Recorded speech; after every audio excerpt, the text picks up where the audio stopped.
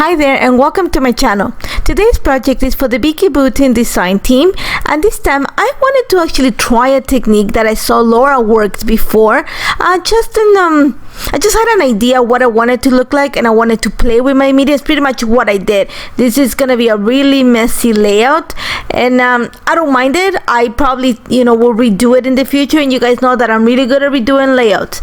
But I wanted to try. So I'm gonna start with the dies. These are the circle dies from Vicky's circle stamp set. I think it's like 2 collections ago, if I'm not mistaken, from Field Notes.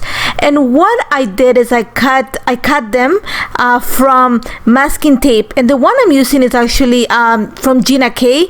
I saw Laura use it, and I wanted to see if actually I get the same result. I know Laura used on top of it, I think she used glazes only, but I want to use mixed media, a little bit of water on top of it. So you're gonna see that I cut all the circles outside of the camera, and then my idea is I consider a few things, and like I'm gonna repeat it, this layout is gonna be messy, so think of more as practice than anything else. So the first thing I considered was leaving the spaces blank, but I just wanted to see if I put a lot of media on top of it, whatever I put at the bottom was gonna get destroyed or was gonna be transferred.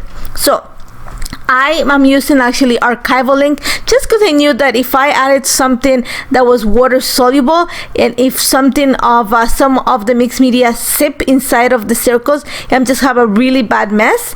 And then I consider using Vicky's glazes, ink pads. Sorry, I can't even talk right now. But I knew that if I put something that it was sticky on top and they had not dry, then it was gonna kind of shift. So I was really kind of afraid about that. So I use archival ink, and I'm gonna go with a really light gray. I think it's called watering can. And then you're gonna see that I'm using actually the negative part of the circle or the piece of the paper that I cut, just because I don't want the stamping to be everywhere. I just want the stamping to show inside of the circle. Okay, there's a little area where I screwed up, but then everywhere else you're gonna see that I'm gonna take my time to kind of it's pretty much 3 sets of circles. I'm just gonna use the negative piece, like I said, just as a template to make sure that I stamp a piece of the stamp. I'm using the one that has the little hive, and then once I stamp it, because archival inks in this case dry really quick, I'm able to just add my masking tape on top of it. I'm gonna press hard on the edges and to make sure it seals, and then I'm gonna go on into my mixed media.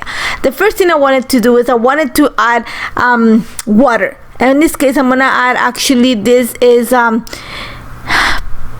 powder pigment, and I'm gonna use the blueberry pie because this is one of the darkest colors. You're gonna see that I make it very saturated, and I'm actually gonna apply it with a brayer just because I wanted to add pressure onto the masking circles to make sure that nothing seeped underneath it. And you're gonna see that I'm gonna be really messy with it, and I actually like it. I like the fact that this little brayer, I just got it as a present for Christmas, and I love the fact that it leaves all those streaks of paint. I love the way this looks. So you guys might see it in a future project because I love the way that this brayer works. And you're gonna see that, as usual, my the way I work, I'm gonna add some splatters, especially because I know that once I peel the circles, I am gonna have a lot of empty spaces. And you're gonna see that I was not gentle as applying the paint, because you can see the streaks of the paint. And I actually, like I said, I added something that was really saturated. I wanted to see how much of it is gonna seep under the paper, because I have plans for other or other ideas in the future. So I just wanted to make sure that I create something that is gonna prove it's gonna help me with my technique.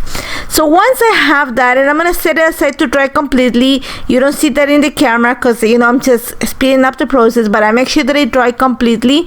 And I was so happy that none of the edges of the masking tape came up, because I thought it was gonna get wet and they were just gonna flip up, and they didn't. So now I'm gonna go and I start applying the glaze like I saw Laura do it in a project I think a month ago. So for this, I'm gonna mix iridescent glaze. You're gonna see that I put it in 3 different piles. I'm gonna mix one of the piles with gold glaze, and the other little amount of iridescent glaze, I am adding a little bit of blue Hawaiian, the powder pigment, because I want to get to that kind of greenish tone. And the third one, I'm gonna leave it white. And why I'm mixing these 3 colors is because I'm actually gonna use the 3 colors to create a little impression on my page using one I'm using the beehive, in this case, of the hexagon stencil, just because I have that in the background already. But I'm going to use it kind of you're going to see how I'm going to move it around. I just want to create something that's going to bring the eye towards the center, so I'm kind of in an angle. And you're going to see that I put a little bit of gold, a little bit of the green, a little bit of the white, and I'm just going to drag it with my wedge. And that's when the wedge comes in really handy, because you can just spread the entire glaze on one single shot. You're gonna see that I'm gonna try not to mix it that much. You cannot see that much of the color difference, and I love it because actually kind of created this marble effect. Now what I'm gonna do is I'm gonna make sure that I clean my stencil as much as I can before I use it again. And again, I'm gonna do it again. You're gonna see that I'm getting like 3 different sections, and I'm just gonna pull it towards the center of the page. I did mix this, and you're gonna see that I don't mix it completely, so you get this kind of marble-ish tone, a beautiful greenish tone. I loved it. And then just to complement it, because like I said again, this is a messy layout, I'm actually gonna just add a little bit more just to emphasize the center of the page. And again, this is a really messy layout. I know some of you don't like my layout sometimes and give me thumbs down, and I'm okay with that. I know it's not for everybody. I find it messy too, even though I like it. I do like messy layouts, but this is pretty much gonna be something that I practice on, and you're gonna see that I'm gonna perfect this and try it in a different way now that I know it works. Again, I'm gonna set that completely aside to dry, and once it's completely dry, I'm gonna start peeling the circles. Now I had to use a palette knife just to lift a few of the areas. You're gonna see that I used a scraper because some of the areas were really stuck to the page because I had the glaze. So just all it took me was to lift a little bit and it peeled completely. And I love the way the circles turned out. And you know what? They're actually sticky. So what I'm gonna do is I'm gonna glue them to a piece of wax paper. I kind of put it inside like a sheet and folded the top, and I set it inside of one. Where did I put it? I'm trying to remember. Okay, I remember, inside of my pre-made mixed media papers. So I have it there, and you're gonna see them come in an upcoming project because I already have something in mind. So all I'm gonna do this again, like I said, I've already documented a picture of my son, I think, for him in his album. So I'm gonna do it now. This is gonna be the one that stays with me. I might remake it. I don't know. I do like it. I don't know, I might change my mind later on, but for now I'm happy with the way it looks. I love the background, I love the messiness of it, and I love the fact that it talks about the layout is all about a totally different subject because it's my son's fresh haircut. So you know what, sometimes things, you know, don't have too much completely for them to make sense. It makes sense in my brain and it makes me really happy, and I hope you like it. So all I'm doing is because already the background is really messy, I'm gonna try to keep everything in order when it comes to the picture. So all I did is add some paper behind it just to frame it, and then I'm gonna use one of the journaling ephemeras to add my lines to journal, and I'm just creating a pocket for it. And all I'm doing, you saw me, is I put my paper, I added red line tape behind it around the frame or around the journaling card. Then I'm gonna glue another piece of the paper, and then you're gonna see how it is easy to create a little pocket where the card comes in and out. After that, because I have the circles on the background, I'm gonna bring some of the ephemera that has circles in it. So you're gonna see that I add a little clip, I add a little frame made of a lot of polka dots or like little splashes.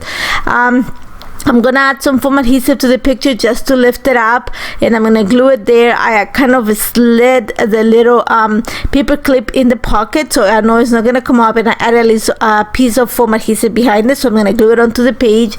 And then I'm just gonna add a few accents of gold that are kind of a foil, holographic foil that comes in. This is gonna work really great with the glaze that I have. And then I'm gonna just keep it very, very simple, just a few decorations around the page, not even around the page, just around the picture. 2 clusters, one at the top right corner, one on the bottom left corner of the picture. And again, I'm repeating the circles, a lot of black because the picture is in black and white already. There's enough color and shine on the background. I want to keep it very simple. I'm going to bring some gold just because already I'm using some gold. and then I thought I just to create like a line like that intersects all the circular motion in the center, I'm just gonna create these two little slits on the one at the top and one at the bottom. I'm gonna say kind of are the same area where the pictures at, and just to bring that black and that gold, I'm gonna add a little piece of the, if you check the 6x12 sticker sheet, it actually has this little border that has the black with gold foil, the hive. So I'm gonna use some of that behind it, and then I'm just gonna, like I said, I cut the little slits. I'm gonna back it with that piece of the sticker. I'm gonna staple the corners inside, and then at the same time make sure that I hold the sticker in place.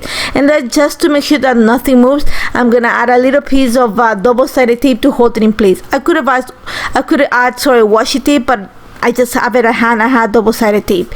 And you're gonna see the last thing I'm gonna do right now is I'm just gonna add a few enamel dots just to the areas where I added those little folds in the paper, just to keep my eye. Like I said, I'm gonna try to work a vertical line and a horizontal line. I already have the circles going in a horizontal way, so I'm just adding the enamel dots and the small details on a vertical line, so kind of they intersect right at the picture. That's my idea, and that's about it. Again, I repeat it because I know somebody's gonna comment about it. It is a messy layout. It's something what I call a practice layout. I am happy that I get to add a picture of my son, but if I'm not I like it. It looks really nice on real life. It looks so pretty because the messiness of the background with the white circles with the gold glaze, I just love the way it turned out, and I hope you try it. If you have any questions, do not hesitate to contact me. Thank you so much for joining me. As always, I love to create with Vicky's products. You guys know that. And if you have any questions, just leave me a message here or contact me in the community page. I'm always around. Thank you so much for joining me, and I hope to see you very soon. Take care, guys. Bye bye.